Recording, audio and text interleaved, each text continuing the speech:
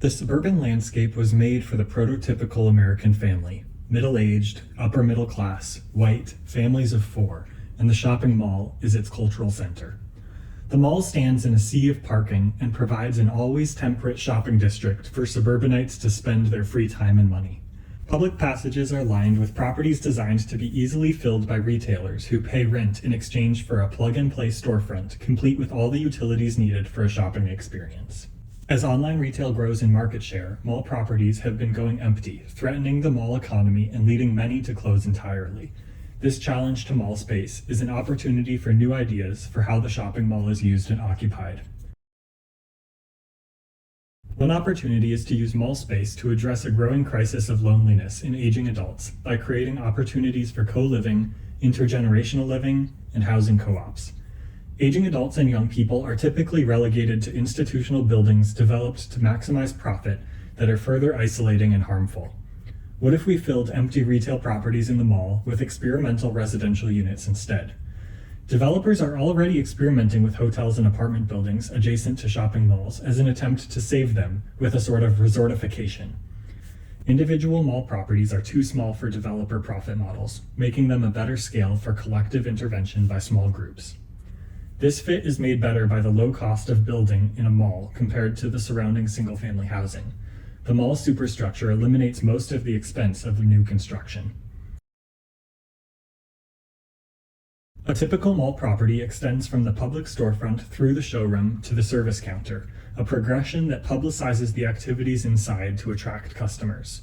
This contrasts greatly with the typical residential property where the garden gate, front yard, and porch create separation from the public realm and most activity happens in the sheltered home and backyard. To adapt this model to the mall, we should consider a transition from the storefront to the garden gate, from the showroom to the front porch, and from the service counter to the courtyard. Aside from different needs for privacy, the fit of residential activity and mall patterns is fairly good, with the retail activity of the mall being a near inverse that of a typical residence, with the exception of weekends, where activity is greater in both settings. An obvious challenge is lighting. In a residential setting, lighting use is offset by daylight, and artificial lighting is used mostly in the early morning and late evening. Because a mall is so enclosed, artificial lighting is used around the clock. Most of the mall properties only receive natural light through the storefront from skylights in adjacent atriums. The rest of the floor area is lit with artificial lighting. In a retail setting, gallery-style lighting focuses attention on products with commercial fixtures.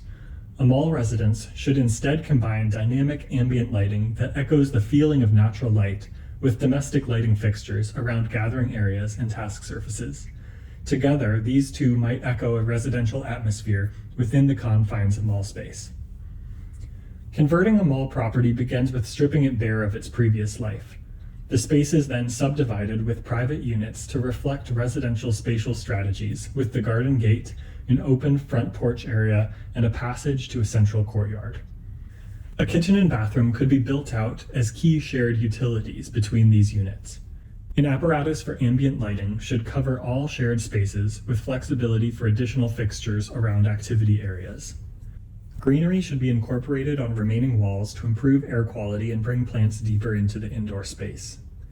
This restrained framework should be filled out by occupants as a natural outgrowth of patterns of life and use in the form of decoration and finishes, furniture arrangements, and further subdivision of space. The resulting spaces should be new yet familiar, an unexpected and novel residential type, potentially as variable as the mall properties themselves.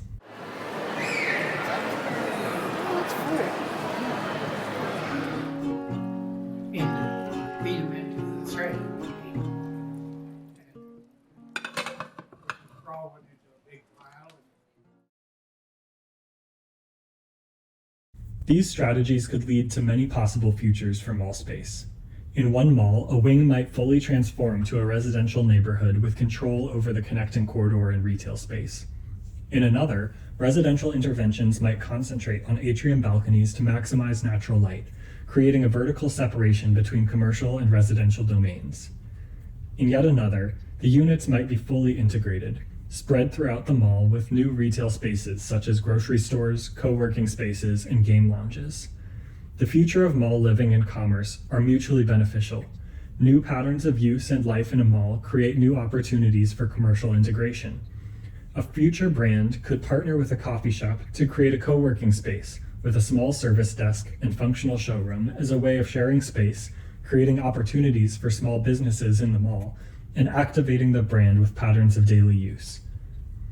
The retrofitting of malls with co-living spaces could bring malls into the 21st century while addressing failings of the suburban landscape by humanizing commercial cultural centers, supporting an aging population, and building healthy third-place destinations for gathering offline.